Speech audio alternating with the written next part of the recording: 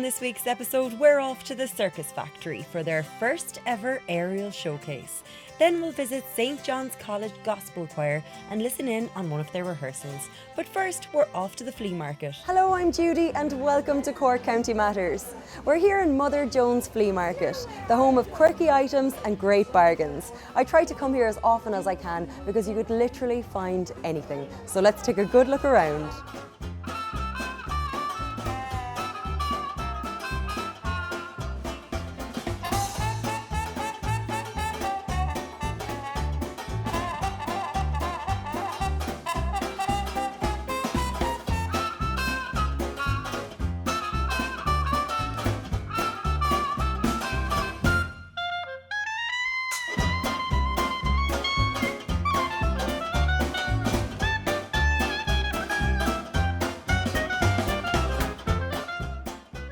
So it was 2012 when we opened it. I think it was October 2012, and it's 4 years going.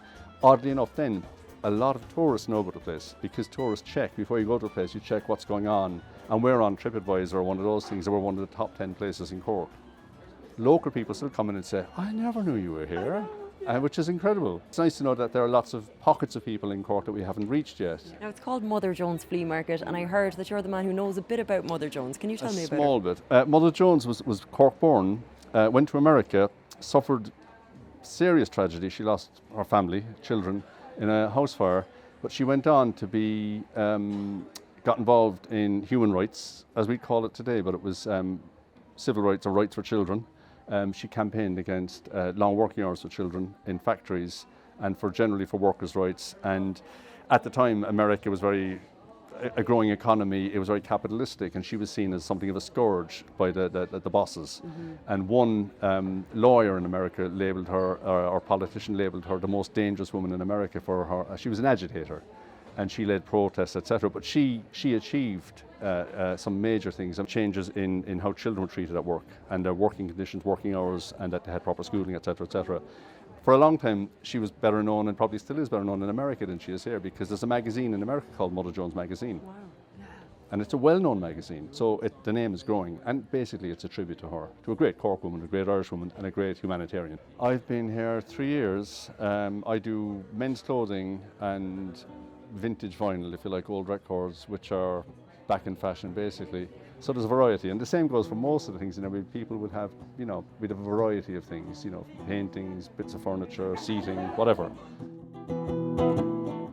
I came down to Cork in January of last year the first time, came in here, thought it was the best place ever, said I wanted to stall here. Then I got my stall my first week living in Cork. So I just love the whole atmosphere, the friendliness here. It's like a big home full of like all these mad people, and we all just get on so well, and it's not like a shopping centre kind of atmosphere. It's like going into someone's home, like a real home environment. It's a lovely place. I try to have mainly kind of unusual or kind of rock and roll kind of stuff, or vintagey stuff. I'd have a little bit of ordinary stuff because not all the customers will be on for way out things. How do you source all of it? Well, lots of it's my own stuff, that I collect, and you have to let go of it, and friends would give me stuff, and family, and charity shops, car boot sales, some secret sources, things like that. And what's the favourite thing that you have on for sale at the moment? My favourite thing?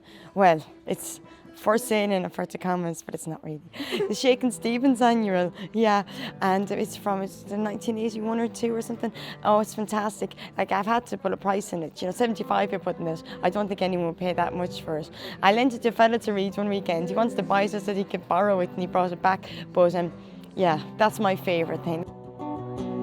We all ended up here coming from somewhere else. Stuff happens in life, and you end up moving into some other area that you maybe never thought you'd end up in, and then suddenly you find a group of people are pulled together and something starts to grow out of it, and out of that, we've brilliant fun here, and everybody looks out for each other, and it's a business, but it's not a very capitalist. There's a bit of heart in the place.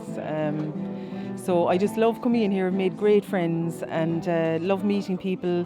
The tourists coming back again and again, finding things that make them smile, or it reminds them of a teapot their mother had, or an egg cup they had when they were a child. It can be just the strangest of items can make somebody very happy. You know, it doesn't have to be a big, huge antique purchase. It can be something small that's, that's very, very nostalgic or very precious. Some of the theatres in Cork come in looking for particular items when they're dressing the stage, a radio, a valve radio, again, it could be a pair of shoes, a hat, a handbag, it could be a particular newspaper from a decade. We have ladies' magazines from the 30s and 40s, so all of those things can be used then to make something really authentic. Do you have a favourite item on sale at the moment that you almost don't want to get rid of? I have a little vintage accordion for a child. It's a little miniature size accordion, and it's just the dinkiest thing I've ever seen. It still works perfectly and has its original box. So when I find things like that, they're so rare that I hope they stick around for a while. I just always loved the neckties, everything like that, so I thought I just got a tie one day and portioned it into a bow tie, and my wife does the finishing off. Yeah. So I came up with the concept and we just took from there, because each one is unique. So people love having something that's a one-off. So when you buy a bow tie, you're not going to see anybody else in one like that. We seem to fit in with the whole vibe, that vintagey sort of retro, even down to the suitcases, displaying our products. And were you a friend of Mother Jones Flea Market before you said? Very much so, yeah. Previously I was a customer. Yeah. Now I'm both a vendor and a customer. And what's it like switching sides? Oh, fab, yeah. You get to just see a lot more and meet a lot of people, make some connections. Yeah. I think it's a great buzz to the market, just to come out and hang out for a half an hour. And so the more we build it, the more we'll sort of establish it and carry on from there. We often go around here and someone else would have something that you'd want, and you'd end up buying it. You'd have to have it. Or a barter system sometimes. We do that, yeah. If someone comes into me one of the other stall and said, look, I really like one of those, I'd say, well, come back to me, give me a record for it, or give me whatever. We would do that. Excellent. And if it's a quiet day, you tend to do an awful lot of that, But yeah, there's something for everyone. Yeah. That's what we would say. Is tarot card reading a gift, or is it something that you can learn? You can learn it to a certain extent.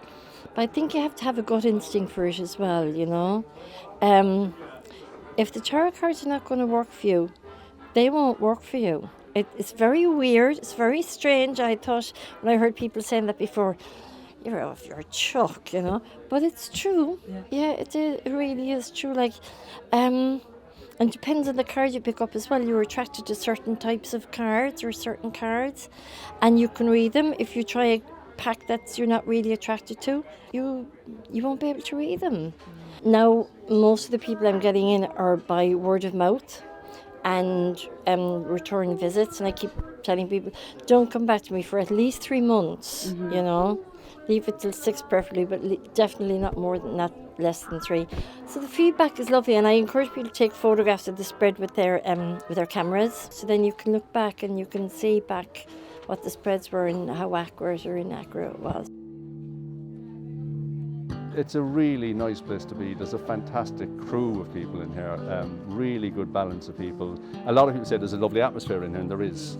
A friend of mine said, the worst thing about this place, he said, it's just a really good place to hang out. Yeah. So you've got that. There's a cafe, people come in and sit down and meet up with friends. And it's really good. It's a good atmosphere, a good vibe. On Sundays we like to have live music, so we have a musician playing, and that always adds to the atmosphere as well, so it's really good.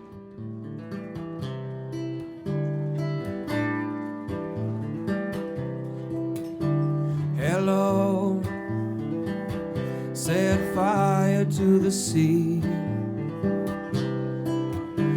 Come here and rescue me.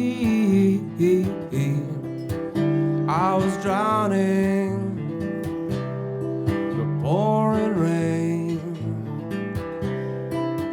Can we try be friends again? So fire, be my moon, I'll be your sky. So my moon, I'll be your sky.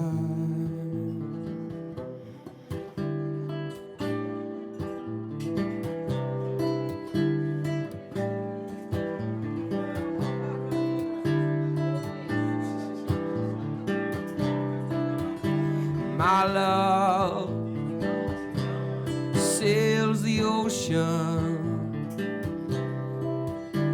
My love warms in the sun. I will wait for the day to dawn.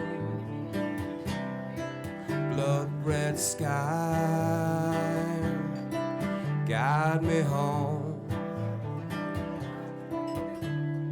So fire, be my moon, I'll be your sky. So fire, be my moon, I'll be your sky.